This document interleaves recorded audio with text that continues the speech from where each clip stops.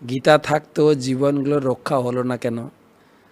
আমরা হয়তো আপাত দৃষ্টিতে গীতার প্রভাব বা গীতা থাকা সত্ত্বেও প্রাণগুলো বাঁচলো না কেন অনেক তর্ক উঠাতে পারি, কিন্তু ভগবানের প্ল্যান। আমরাও তো জগতে দেখি কিছু লোক বাড়ির কেউ যখন মৃত্যুশয্যায় মারা যায় তখন তার পাশে একটা গীতা রাখে। আমরা তো গীতাকে এইভাবে ছোটবেলা থেকে জেনেছি যে মরতে যাওয়ার সময় গীতা স্পর্শ হয়। এখন না হয় ছিল প্রভুপাদের শিক্ষায় শিক্ষিত হয়ে আমরা বুঝছি যে গীতাটা মৃত্যুর সময় পড়তে নেই, গীতাটা বাঁচার জন্য।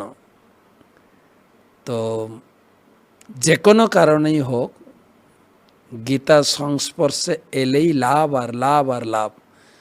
শিব পার্বতী সংবাদে কয়েকটা অধ্যায় গীতার উপর বর্ণনা রয়েছে। গীতা পড়লে, গীতা স্পর্শ করলে, গীতা দর্শন করলে, গীতা প্রণাম করলে, গীতা গৃহে রাখলে কি লাভ। সেই লাভটা তো আমরা চোখে না দেখতে পারি, কিন্তু তার লাভ তো ভগবান দেবেনই, ভগবান অবশ্যই দেবেন।